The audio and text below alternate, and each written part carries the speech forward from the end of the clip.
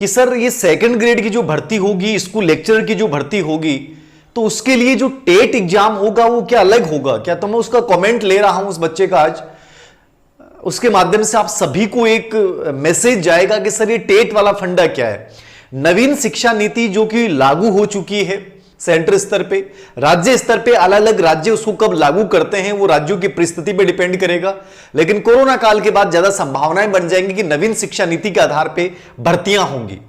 तो आप याद रखिएगा कि मान लीजिए अभी रिट 2021 आप दे रहे हैं और रिट 2021 में आप 60% प्लस यदि आप अबू नंबर ले आते हैं तो आपको स्कूल लेक्चर के लिए जब फॉर्म फिलअप किया जाएगा तो आपसे वहां यदि नवीन शिक्षा नीति के तहत वो भर्ती आएगी तो आपसे पूछा जाएगा कि आप रिट उत्तीर्ण हैं, क्या आप टेट परीक्षा उत्तीर्ण हैं? तो आपको यस या नो में जवाब देना पड़ेगा और यस दे रहे हैं तो आपको सर्टिफिकेट लगाना पड़ेगा। तो मतलब कि ये रिट यदि आप अच्छे नंबर से क्रैक करते हैं तो आपको स्कूल लेक्चर और सेकंड ग्रेड एग्जाम दोनों में अलग से कोई टेट एग्जाम आयोजित नहीं होगा कि उनके लिए अलग से कोई टेट एग्जाम होगा। जो वर्तमान रिट एग्जाम है वही याद रखना टेट है, जो रिट है वही टेट है।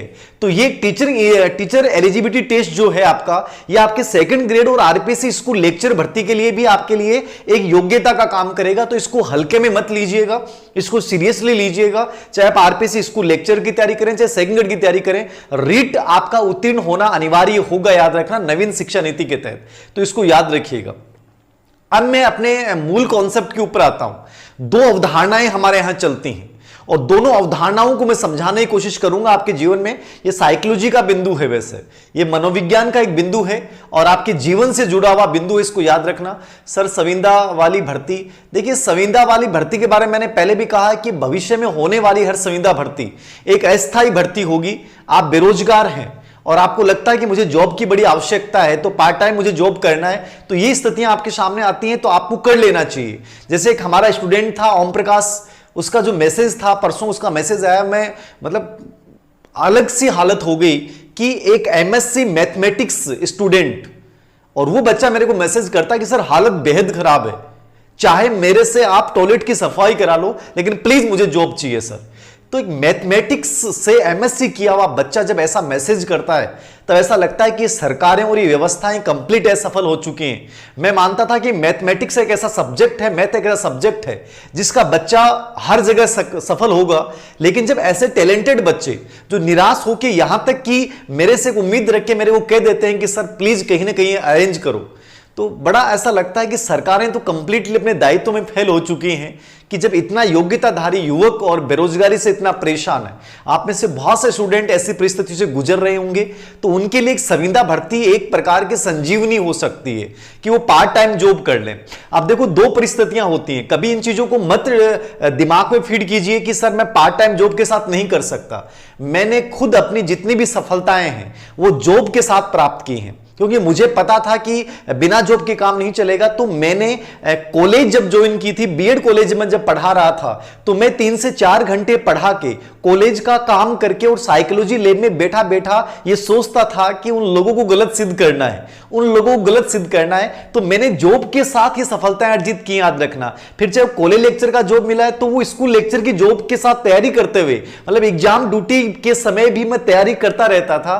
तो जिंदगी में हमेशा इस चीज को याद रखो कि परिस्थितियां आपको बहुत मजबूत बनाती हैं।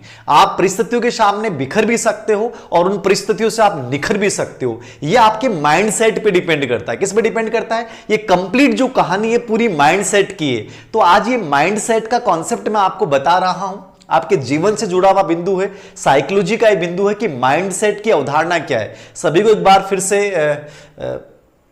नमस्कार, सभी को नमस्कार, सभी को गुड इवनिंग। ठीक है, तो याद रखिएगा माइंडसेट, ये अपना एनजीओ उम्मीद जिसका स्लोगन है let's make dream come true together, आओ हम साथ मिलकर सपनों को सच करें।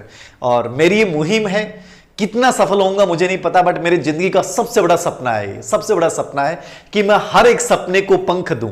जो ख्वाब आप लोगों ने देखा है वो ख्वाब, कई बच्चे मैसेज करते हैं कि सर मेरा तो छोटा सा सपना है, छोटा सा ख्वाब है कि मैं रीट में सिलेक्ट हो जाऊं। जिंदगी में हमेशा इस चीज को याद रखो, ख्वाब कभी छोटा या बड़ा नहीं होता, सपना कभी छोटा या बड़ा नहीं होता है, सपना सपना होता है। और उस सपने को सच करना ये इसके लिए हम क्या बेटर कर सकते हैं, ये हमें कोशिश करनी चाहिए। मैं इस मुहिम में आपके सपनों को, आपके ख्वाब को पंख देने की कोशिश करूंगा इस उम्मीद के माध्यम से, लेकिन सबसे बड़ा प्रयास जो करना होगा वो आपको ही स्वयं करना पड़ेगा। तो आज हम माइंडसेट का एक कॉन्सेप्ट पढ़ रहे हैं। माइंडसेट की अवधारणा क्या होती है? देखिए, माइंडसेट की अवधारणा दी थी कैरोल ने। किसने दी थी? कैरोल ने दी थी माइंडसेट की अवधारणा। और ये माइंडसेट की जो अवधारणा थी कैरोल की, क्या है माइंडसेट, समझिएगा इस माइंडसेट की अवधारणा को। तो माइंडसेट का कॉन्सेप्ट होता क्या है, माइंडसेट का मतलब आप समझते क्या है, इसको देखिएगा। तो माइंडसेट को जब हम समझते हैं, माइंडसेट की अवधारणा होती क्या है? माइंडसेट